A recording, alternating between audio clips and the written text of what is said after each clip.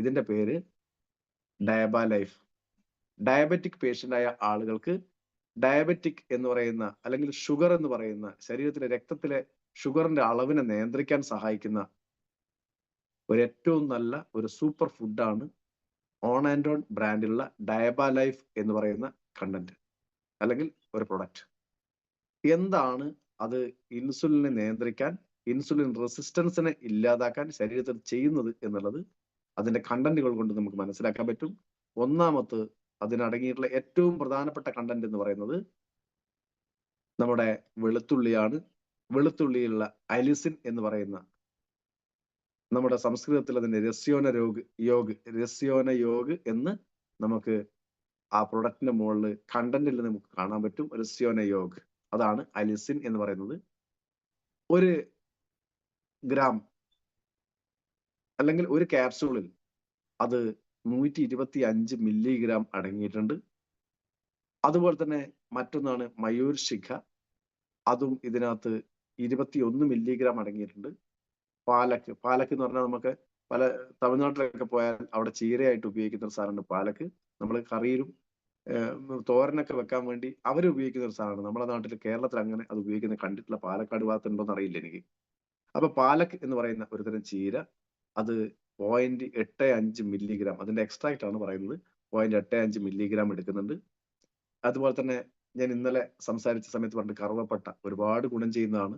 അപ്പൊ അതിനെപ്പറ്റി ഇന്ന് ഞാൻ ഡീറ്റെയിലേക്ക് പോകുന്നില്ല, കാരണം കറുവപ്പട്ടന്റെ ഡീറ്റെയിൽ ഒക്കെ ഇന്നലെ പറഞ്ഞിട്ടുണ്ട്. അപ്പൊ കറുവപ്പട്ട അതിനകത്ത് അടങ്ങിയിട്ടുണ്ട്. അപ്പോ കറുവപ്പട്ടയുടെ അളവ് എന്ന് പറയുന്നത് 31.5 മില്ലിഗ്രാം ഇതിനകത്ത് അടങ്ങിയിട്ടുണ്ട്. അതുപോലെ തന്നെ സുപ്പാരി എന്ന് പറയുന്നത് നമുക്കറിയാം. ചിലപ്പോ സുപ്പാരി എന്ന് പറഞ്ഞിട്ട് നമ്മള് നേരത്തെ ഒക്കെ അടക്ക, നമ്മളെ പാക്കില്ലേ, അങ്ങനെ സുപ്പാരി എന്നുള്ള ബ്രാൻഡ് തന്നെ ഉണ്ടായിരുന്നു എനിക്ക് തോന്നുന്നത്. അപ്പൊ അടക്ക ശരിക്കും പറഞ്ഞാൽ ശരീരത്തിന് നല്ലതല്ല കേട്ടോ. അടക്ക നേരിട്ട് കഴിക്കുന്നത് നല്ലതല്ല. പക്ഷെ അടക്കയുള്ള ചില കണ്ടന്റുകൾ അത് ഔഷധ യോഗ്യമാണ്. പല പ്രകൃതിയിലുള്ള പല വസ്തുക്കളുടെയും ചില കണ്ടന്റുകൾ നമുക്ക് ഗുണമാണ്. നമുക്കൊക്കെ കേട്ടിട്ടുണ്ട് കാഞ്ഞിരക്കുരു വിഷാന്ന് കേട്ടിട്ടുണ്ടാവും. പക്ഷെ കുരുവിന്റെ എക്സ്ട്രാക്ട് ചില ഔഷധങ്ങൾ ഉപയോഗിക്കാറുണ്ട്.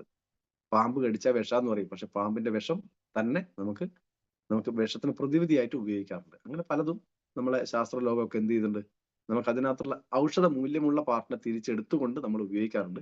അടക്ക മൊത്തത്തിൽ കഴിക്കുന്നത് നല്ലതല്ല, പക്ഷെ അടക്കയിൽ അടങ്ങിയിട്ടുള്ള സുപ്പാരി എന്ന് പറയുന്ന ആ കണ്ടന്റിലുള്ള ചെറിയൊരു പാർട്ട് നമ്മുടെ ശരീരത്തിന് ഗുണകരമാകുന്നതാണ്. അത് 35 മില്ലിഗ്രാം അത് ഔഷധ ഗുണമുള്ള പാർട്ട് ഇതിനകത്ത് ചേർത്തിട്ടുണ്ട്. മറ്റൊന്നാണ് ഗുഡ്മാർ എന്ന് നമ്മളെ പ്രൊഡക്റ്റ് നമ്മൾ കാണും. ചക്കരക്കൊല്ലിയാണ് യഥാർത്ഥത്തിൽ അതിന്റെ മലയാളം. അത് നമ്മുടെ ഇൻസുലിന്റെ അളവിനെ വർദ്ധിപ്പിക്കാൻ ബെസ്റ്റ് ഒരു കണ്ടന്റ് ആണ് ചക്കരക്കൊല്ലി. ഇൻസുലിന്റെ അഭാവമാണ് ചിലപ്പോൾ ഉണ്ടാകുന്നത്, അല്ലെങ്കിൽ നമുക്ക് ഷുഗർ എന്ന് പറയുന്ന ഒരു രോഗത്തിലേക്ക് നമ്മൾ, അല്ലെങ്കിൽ ഡയബറ്റിക് എന്ന് പറയുന്ന രോഗത്തിലേക്ക് നമ്മൾ തള്ളി വിടുന്നത്. അപ്പോ ഈ പറയുന്ന ചക്കരക്കൊല്ലി അത് 235 മില്ലിഗ്രാം ഇതിനകത്ത് അടങ്ങിയിട്ടുണ്ട്. പിന്നെയുള്ളത് വേപ്പാണ്. വേപ്പ് 35 മില്ലിഗ്രാം ഇതിനകത്ത് അടങ്ങിയിട്ടുണ്ട്.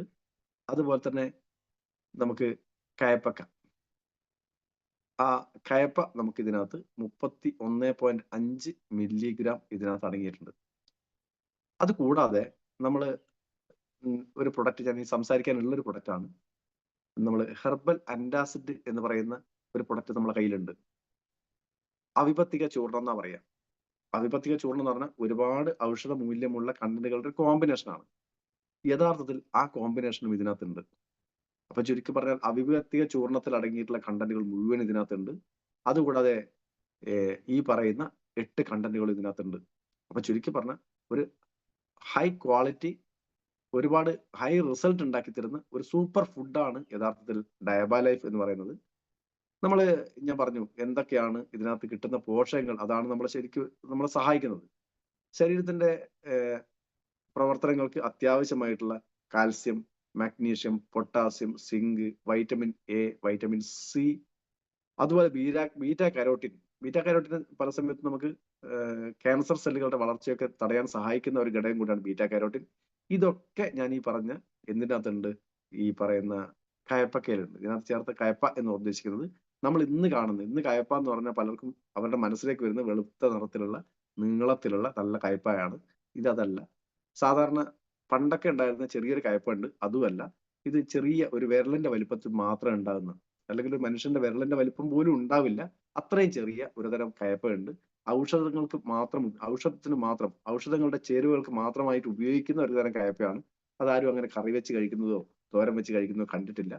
അപൂർവങ്ങളിൽ മാത്രമേ കണ്ടിട്ടുള്ളൂ. എന്റെ വീട്ടിൽ ഉണ്ടായിരുന്നു നേരത്തെ, ഇപ്പോൾ അതില്ല. അപ്പോ ഞങ്ങളത് തോരനൊക്കെ വെക്കാറുണ്ട്. എങ്കിലും യഥാർത്ഥത്തിൽ അതിനുള്ളതല്ല അത്. അത് ചിലപ്പോൾ ഒന്നോ രണ്ടോ വിത്തുകൾ മാത്രമേ അതിനകത്ത് ഉണ്ടാവുള്ളൂ. അത്രയും ചെറുതാണ്, കുഞ്ഞനാണ്.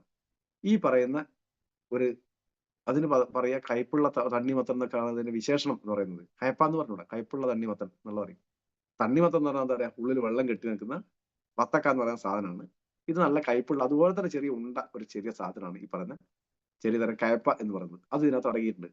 ഇതിന്റെ ഒരു ഗുണം എന്ന് പറഞ്ഞാൽ ഇത് കൊളസ്ട്രോളിനെ നിയന്ത്രിക്കുന്നതും, അതേപോലെ തന്നെ നമുക്കറിയാം കയ്പയിലും ഒക്കെ, കയ്പയിൽ ഇഷ്ടംപോലെ ഇരുമ്പ് സത്ത് അടങ്ങിയിട്ടുണ്ട്. നമ്മളൊക്കെ എത്രയോ പ്രാവശ്യം പറഞ്ഞു കയ്പയുടെ കറി കഴിക്കുന്നതാണ്, ഉപ്പരി കഴിക്കുന്നത് നല്ല അയൺ റിച്ച് ആണ്, രക്തം കൂടും, രക്തം വർദ്ധിക്കും എന്നൊക്കെ പറഞ്ഞ് നമ്മളെ അമ്മമാരും ഉമ്മമാരൊക്കെ നമ്മൾ കുറെ ചിലപ്പോൾ ഭക്ഷണം കഴിപ്പിച്ചിട്ടുണ്ടാവും. കയ്പ ആർക്കും ഇഷ്ടമല്ല, നല്ല കയ്പാണ്, എനിക്കും ഇഷ്ടമല്ല സത്യം പറഞ്ഞാൽ.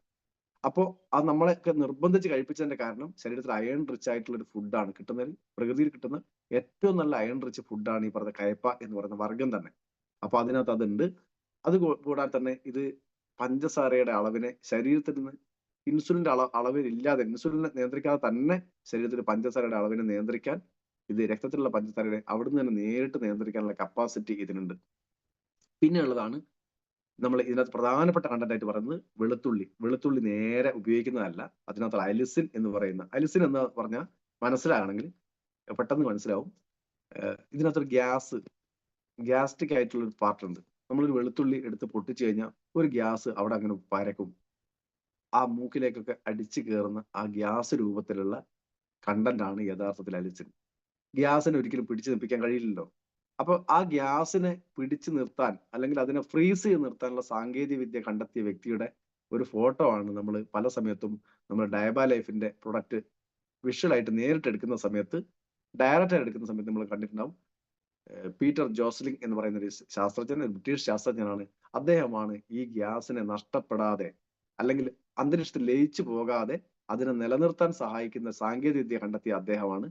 ആ പറയുന്ന ഗ്യാസ് ആണ് യഥാർത്ഥത്തിൽ നമ്മുടെ ശരീരത്തിൽ ഇൻസുലിന്റെ ഉൽപാദനത്തിന് സഹായിക്കുന്ന ഒരു ഘടകം എന്ന് പറയുന്നത്.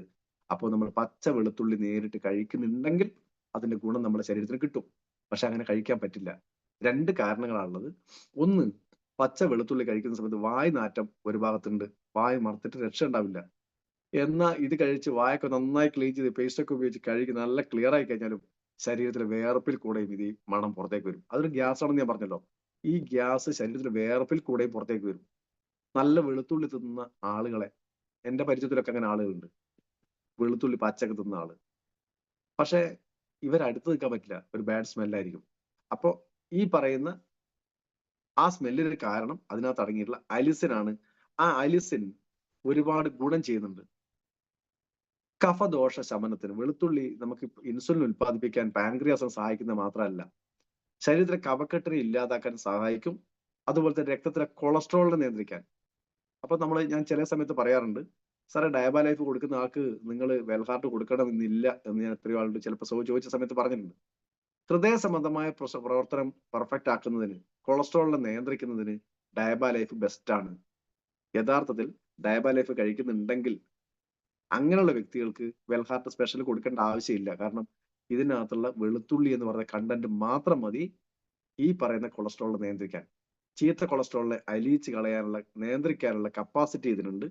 അതുപോലെ തന്നെ മറ്റൊരു ഗുണം എന്ന് പറയുന്നത് ശരീരത്തിലെ വിഷാംശത്തെ നീക്കം ചെയ്യുക എന്നുള്ള, ടോക്സിൻസിനെ റിമൂവ് ചെയ്യാൻ നല്ല ആന്റി ഓക്സിഡന്റ് ആയിട്ടും ഈ പറയുന്ന വെളുത്തുള്ളി സഹായിക്കും, അല്ലെങ്കിൽ അലിസിൻ സഹായിക്കും.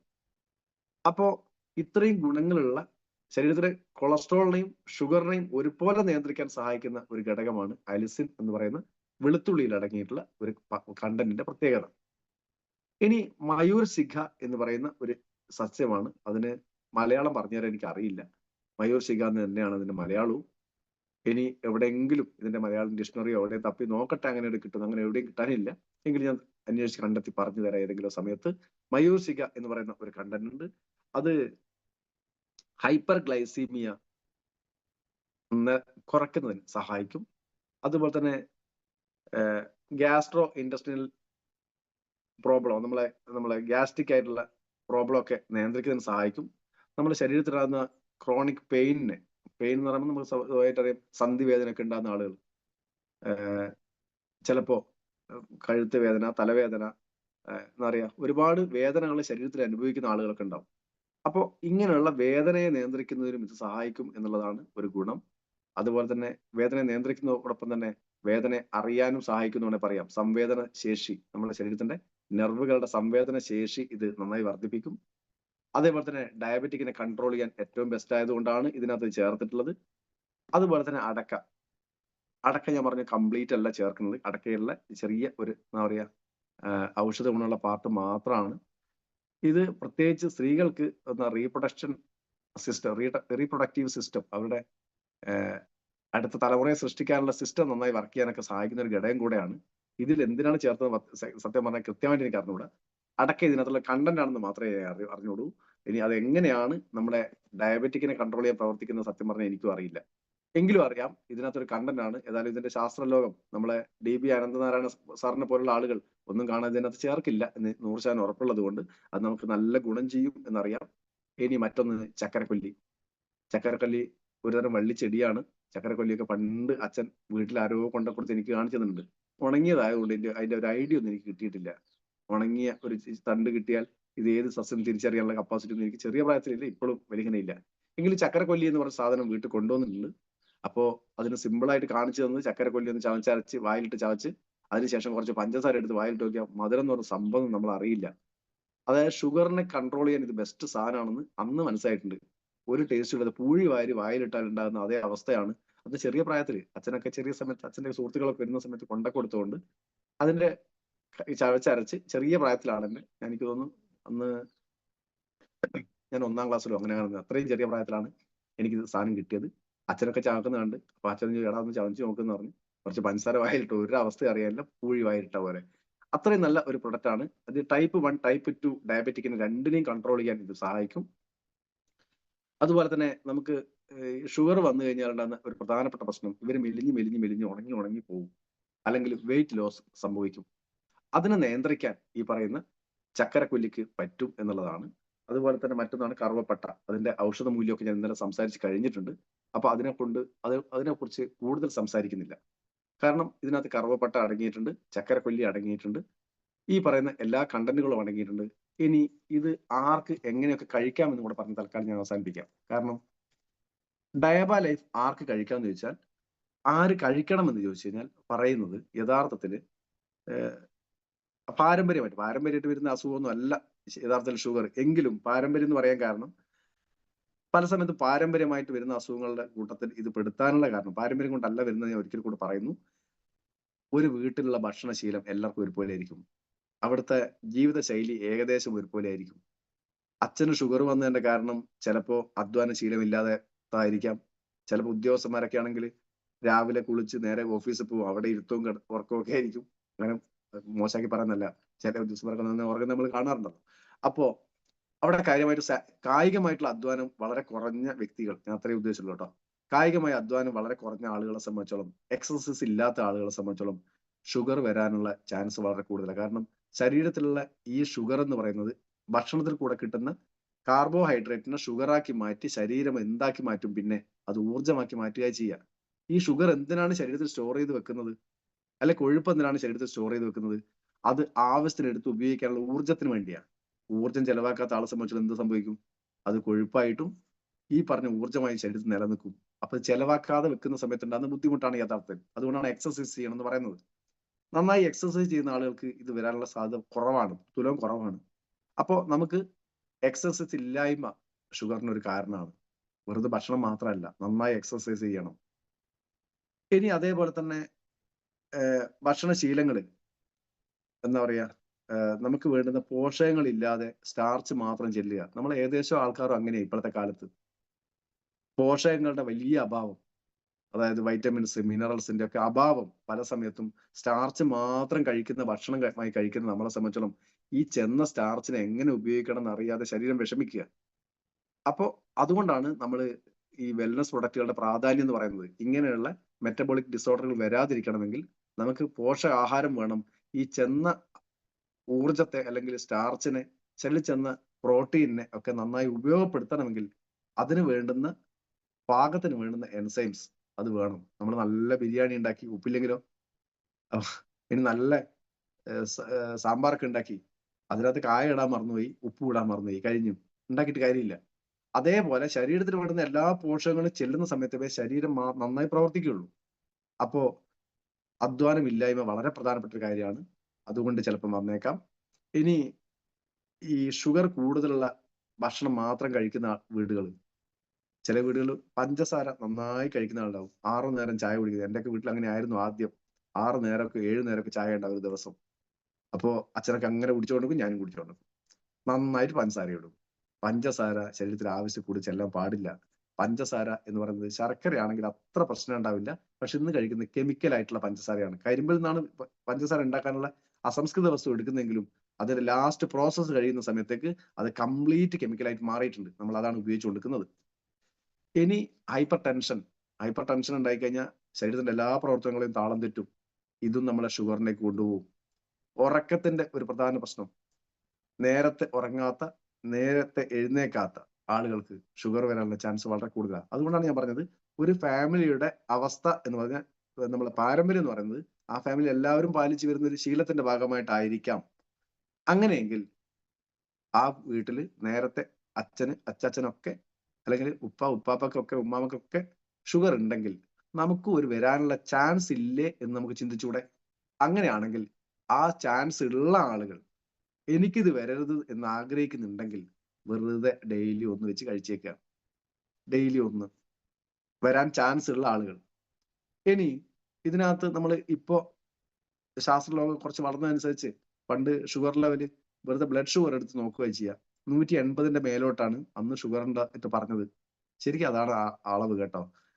ഒരു 180 കൂടുതൽ ഉണ്ടെങ്കിൽ മാത്രമേ ഷുഗർ ആയിട്ട് നിങ്ങൾ കാണേണ്ടതുള്ളൂ. ബാക്കിയൊക്കെ ഇപ്പൊ നമ്മളെ മെഡിക്കൽ ലോബിയുടെ പ്രവർത്തനത്തിന്റെ ഭാഗമായി കുറച്ച് 120 എത്തിച്ചിട്ടുണ്ട് ഇപ്പൊ. ഇത് ആവറേജ് ഒരു കണക്കെടുത്തിട്ട് അവർ ഉണ്ടാക്കുന്ന ഒരു പട്ടികയാണ്. അതുകൊണ്ട് അങ്ങനെ പേടിക്കേണ്ട ആവശ്യമൊന്നുമില്ല. 180 മേലോട്ടുണ്ടെങ്കിൽ മാത്രമേ ഷുഗർ എന്ന് പറയേണ്ട ആവശ്യമുള്ളൂ. അല്ലെങ്കിൽ ഷുഗറിന്റെ സ്റ്റാർട്ടിങ് ഒരു 200 വരെയൊക്കെ ആണെങ്കിലും ഷുഗറിന് സാധ്യത മാത്രമേ ഉള്ളൂ. പേടിക്കാനുള്ള കേസൊന്നും അല്ല. പക്ഷെ നമ്മളെ സംബന്ധിച്ചോളം ഇന്നത്തെ അവസ്ഥയിൽ ഷുഗർ വരാനുള്ള, ബ്ലഡ് ഷുഗർ വർദ്ധിക്കാനുള്ള ചാൻസ് വളരെ കൂടുതലാണ്. അതുകൊണ്ട് ഡെയിലി ഒന്ന് കഴിക്കുക. ഇനി പ്രീ ഡയബറ്റിക് എന്ന് പറയുന്ന സ്റ്റേജ് ആണ് ഈ 180 മുതൽ 200 വരെ. ഇനി HbA1c പറയുകയാണെങ്കിൽ 4 മുതൽ 5.7 വരെയാണ് നോർമൽ സ്റ്റേജ്. 5.7 മുതൽ 6.5 വരെ ഉള്ള 5.7 അല്ല, 5.7 തൊട്ട് മുകളിൽ 6.5 വരെയുള്ള ആ അവസ്ഥയെ നമ്മൾ പ്രീ ഡയബറ്റിക് എന്ന് പറയും. ഡയബറ്റിക് വരാൻ ചാൻസിൽ നിൽക്കുന്ന വ്യക്തി എന്നാണ് അവിടെ ഉദ്ദേശിക്കുന്നത്. അങ്ങനെയുള്ള ആളുകളൊക്കെ ഒന്ന് കഴിക്കുക. അതിന്റെ മുകളിലോട്ടുള്ള ഏത് സ്റ്റേജ് ആയാലും നമ്മൾ രാവിലെയും രാത്രിയോ രാവിലെ ഉച്ചക്കോ അങ്ങനെ ഏതെങ്കിലും ഭക്ഷണത്തിന് ശേഷം 2 നേരം കഴിക്കുക. അതാണ് ഇത് കഴിക്കേണ്ട കോമ്പിനേഷൻ അല്ലെങ്കിൽ ഇതിന്റെ അളവ് എന്ന് പറയുന്നത്. അങ്ങനെ എത്ര കാലം കഴിക്കണം എന്ന് ചോദിച്ചു കഴിഞ്ഞാൽ മിനിമം കോഴ്സാണ് 3 മാസം. പ്രീ ഡയബറ്റിക് ഉള്ള ആളുകൾക്കായാലും ഒക്കെ മിനിമം കോഴ്സാണ് 3 മാസം. അത് റെഗുലറായിട്ട് കഴിക്കുന്നതിൽ തെറ്റൊന്നുമില്ല. അങ്ങനെ എനിക്ക് വരരുതെന്ന് ആഗ്രഹിച്ച് കഴിക്കുന്ന ആളുകൾക്ക് റെഗുലറായി കഴിക്കുന്നതിന് പ്രശ്നമൊന്നുമില്ല. നമ്മുടെ ഹാർട്ട് ഫംഗ്ഷൻ ഒക്കെ പെർഫെക്റ്റ് ആക്കാനും കൂടെ ഇത് സഹായിക്കും എന്നുള്ളതുണ്ട്. പക്ഷെ ഡെയിലി ഒന്ന് കഴിച്ചാൽ മതി. അങ്ങനെയുള്ള ആളുകൾ ഒരുപാട് കഴിക്കേണ്ടതില്ല. ചിലതൊക്കെ നമ്മൾ 2 കഴിക്കണം 3 കഴിക്കണം എന്നൊക്കെ പറയാറുണ്ട്. പക്ഷെ ഇത് ഡെയിലി ഒന്ന് കഴിച്ചാൽ മതി. ഇനി ഇതിന്റെ ഡയബറ്റിക് ആയിട്ടുള്ള ആളുകളുടെ കോഴ്സ് എത്രയാണെന്ന് ചോദിച്ചാൽ ചിലയിലേക്കും സാറേ 3 മാസം കഴിച്ചു, നേരത്തെ എത്ര ഉണ്ടായിരുന്നു? 11.2 ഉണ്ടായിരുന്നു HbA1c. 3 മാസം കഴിച്ചു, ഇപ്പൊ ആകെ 8.6 ആയിട്ടുള്ളൂ. കംപ്ലീറ്റ് പോയിട്ടില്ലല്ലോ. പോവില്ല. എല്ലാ ബോഡിയും ഒരുപോലെ അല്ല. ചില ആളുകൾക്ക് 3 മാസം മുതൽ 1 വർഷം വരെ ഉള്ള കോഴ്സ് എന്ന് തന്നെ പറഞ്ഞു കൊടുക്കണം. ചിലപ്പോൾ 4 മാസമാകാം, 5 മാസമാകാം, 6 മാസമാകാം, 1 വർഷം വരെയൊക്കെ പോകാം. എങ്കിലും അത് നോർമൽ ലെവലിലേക്ക് എത്തും. ഗ്യാരണ്ടിയാണ്. ഇത് കഴിച്ചത് കൊണ്ട് മാത്രം എത്തുമെന്ന് വെച്ചാൽ ഇല്ല എന്ന് തന്നെയാണ് എന്റെ ഉത്തരവും. ലാസ്റ്റ് ആൻഡ് ഫൈനൽ പിന്നെയും പറഞ്ഞ ഉത്തരം, ഇത് കംപ്ലീറ്റ് കഴിച്ചാൽ കംപ്ലീറ്റ് മാറുമെന്ന് വെച്ചാൽ ഇല്ല. അതിന് മാറണമെങ്കിൽ ഒറ്റ കണ്ടീഷനേ ഉള്ളൂ. ആ ഒരു കണ്ടീഷൻ കൂടെ നിങ്ങൾ പാലിക്കുകയാണെങ്കിൽ നിങ്ങൾക്ക് അത് കംപ്ലീറ്റ് മാറും എന്ന് തന്നെ ഞാൻ ഗ്യാരണ്ടി പറയും. അതിൽ ഏറ്റവും പ്രധാനപ്പെട്ടത് നമ്മൾ ഹൈപ്പർ ടെൻഷൻ ഉള്ള അവസ്ഥകളിൽ നിന്ന് മാറുക, നല്ല ആളുകളുമായി കൂട്ടുകൂടുക, നല്ല എന്താ പറയാ പോസിറ്റീവ് എനർജി കിട്ടുന്ന പോസിറ്റീവായ സംസാരമുള്ള സ്ഥലത്ത് മാത്രം നിൽക്കുക. അപ്പൊ നമ്മൾ നല്ല എനർജി ഫീൽ ചെയ്യും. നല്ല എന്താ പറയാ സന്തോഷം നിറഞ്ഞ സാഹചര്യത്തിൽ മാത്രം സഹവസിക്കുക. ബാഡ് ന്യൂസ് കേൾക്കുന്ന, എന്താ പറയാ മോശപ്പെട്ട കാര്യങ്ങൾ സംസാരിക്കുന്ന, നെഗറ്റീവ് സ്പീച്ച് ഉണ്ടാകുന്ന സ്ഥലത്ത് മാറി നിൽക്കുക. ഒന്നാമത്തെ ഘടകം. രണ്ടാമത്തത് നമ്മൾ ഉറക്കിന് നല്ല പ്രാധാന്യം കൊടുക്കുക. മനുഷ്യന്റെ ശരീരത്തിലെ എല്ലാ അവയവങ്ങളുടെയും പെർഫെക്ഷന്, തലച്ചോറ് ഉൾപ്പെടെയുള്ള എല്ലാ അവയവങ്ങളുടെയും പെർഫെക്ഷന്, അതിന്റെ എന്താ പറയാ റിഫ്രഷിങ് സ്റ്റേജ് എന്ന് പറയുന്നത്, നമ്മുടെ ശരീരമൊക്കെ വിശ്രമിക്കുന്ന ഒരു അവസ്ഥയുണ്ട്. കംപ്ലീറ്റ് വിശ്രമിക്കുന്ന അല്ല പറഞ്ഞത്, അതിനും ഒരു വിശ്രമം കിട്ടണമെങ്കിൽ, അതിനകത്തുള്ള ഓരോ അവയവങ്ങളുടെ ടോക്സിൻസ് റിമൂവ് ചെയ്യണമെങ്കിൽ, ഓരോ അവയവങ്ങളും നന്നായി പ്രവർത്തിക്കണമെങ്കിൽ നന്നായി ഉറക്ക് കിട്ടണം. രക്തശുദ്ധിക്ക് വരെ ഏറ്റവും നല്ല ഒരു പ്രൊഡക്റ്റ് ഏതാണെന്ന് ചോദിച്ചാൽ ബ്ലഡ് പ്യൂരിഫയർ പറയും. ഏറ്റവും നല്ല സാഹചര്യം വേണമെന്ന് വെച്ചാൽ നന്നായി ഉറങ്ങുന്നതാണെന്നേ പറയും. അപ്പോ നന്നായി ഉറക്ക് കിട്ടുക എന്നുള്ളത് വളരെ പ്രധാനമാണ്. ആവശ്യത്തിൽ കൂടുതൽ സ്റ്റാർച്ച് ഫുഡ് കഴിക്കാതിരിക്കുക എന്നുള്ളത് മറ്റൊരു ഘടകമാണ്. സ്റ്റാർച്ച് ഫുഡ് കഴിയുന്നതും കുറയ്ക്കുക. കഴിക്കാതിരിക്കാനല്ല പറഞ്ഞത്, കഴിയുന്നതും സ്റ്റാർച്ച് ഫുഡ് കുറയ്ക്കുക. ഫൈബർ റിച്ച് ആയിട്ടുള്ള ഫുഡുകൾ കഴിക്കുക.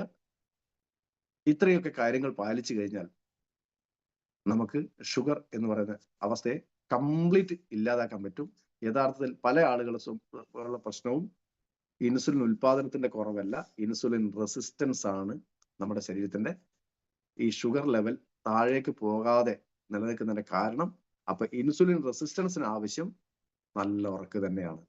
ഈ പറഞ്ഞ ജീവിത ശൈലി ഒന്ന് മാറ്റിക്കൊണ്ട് ഡയബ ലൈഫ് എന്ന് പറയുന്ന പ്രൊഡക്റ്റ് നിങ്ങൾ ഉപയോഗിക്കുന്നുണ്ടെങ്കിൽ 100% ഗ്യാരണ്ടി പറയാം, ഇത് 100% റിസൾട്ട് നിങ്ങൾക്ക് കിട്ടും. അപ്പോ നല്ല സൂപ്പർ ഡ്യൂപ്പർ പ്രൊഡക്റ്റ് ആയിട്ടുള്ള കുറെ കണ്ടന്റുകൾ അടങ്ങിയിട്ടുള്ള പ്രൊഡക്റ്റ് നമ്മുടെ കയ്യിലുണ്ട്. ഇതിനെ നന്നായി ഉപയോഗിക്കുക. നമ്മുടെ ഒക്കെ ജീവിതം സന്തോഷപൂർണമായി എല്ലാവർക്കും ആരോഗ്യ സൗഖ്യങ്ങൾ ലഭിക്കാൻ സഹായിക്കുന്ന പ്രൊഡക്റ്റുകൾ നമ്മളെ കയ്യിൽ കമ്പനി വെച്ച് തന്നിട്ടുണ്ട്. അതിന് ആരോഗ്യം ഇതിൽ കിട്ടും. സൗഖ്യം കിട്ടണമെങ്കിൽ പണം വേണം. പണം കിട്ടാനുള്ള സാഹചര്യവും കമ്പനി ഒരുക്കി തന്നിട്ടുണ്ട്. ഇതൊക്കെ തന്ന കമ്പനിയെ ആത്മാർത്ഥമായി സ്നേഹിച്ച് ആത്മാർത്ഥമായി കൂടെ നിന്ന് പണിയെടുക്കുക, കൂടെ വന്ന ആളുകളെ പ്രൊട്ടക്ട് ചെയ്യുക. എല്ലാ ആളുകളെയും ഒന്നിച്ച് വളരാനുള്ള ഒരു സാഹചര്യം എന്ന നിലക്ക് ഈ പ്രൊഡക്റ്റുകളെയും ബിസിനസ്സെയും ഉപയോഗിക്കാൻ കഴിയുമെങ്കിൽ നമുക്കൊക്കെ ജീവിതത്തിൽ വലിയ വിജയങ്ങൾ ഉണ്ടാക്കാൻ കഴിയും. വലിയ നല്ല ബന്ധങ്ങൾ ഉണ്ടാക്കിയെടുക്കാൻ പറ്റും. എല്ലാവർക്കും നന്നായി ജീവിക്കാനുള്ള ഒരു സാഹചര്യം നമ്മുടെ കമ്പനി ഒരുക്കി തന്നിട്ടുണ്ട്. ഇത്രയും മനോഹരമായ അവസരം ഒരുക്കി തന്ന കമ്പനിയുടെ മാനേജ്മെന്റിന് നന്ദി പറയാതിരിക്കാൻ കഴിയില്ല. അവർക്കാണ് ഏറ്റവും കൂടുതൽ നമ്മൾ ഗ്രാറ്റിറ്റ്യൂഡ് അവരോടാണ് ഉണ്ടായിരിക്കേണ്ടത്. അതിന് സഹായിക്കുന്ന പ്രൊഡക്റ്റും പ്ലാനും ഒക്കെ തന്ന കമ്പനിക്ക് ഒരിക്കൽ കൂടി ഹൃദ്യമായ നന്ദി അറിയിച്ചുകൊണ്ട്, നമ്മുടെ ഈ ടീമിനെ നയിക്കുന്ന എല്ലാ ലീഡേഴ്സിനും നന്ദി അറിയിച്ചുകൊണ്ട്, നമ്മുടെ ഇതിൽ വന്ന് ഈ പ്രോഗ്രാം കേട്ടുകൊണ്ടിരിക്കുന്ന എല്ലാവർക്കും നന്ദി അറിയിച്ചുകൊണ്ട് തൽക്കാലം ഞാൻ അവസാനിപ്പിക്കുകയാണ്, വിടവാങ്ങുകയാണ്. Okay, thank you. Jai Hind and Jai Malayalam.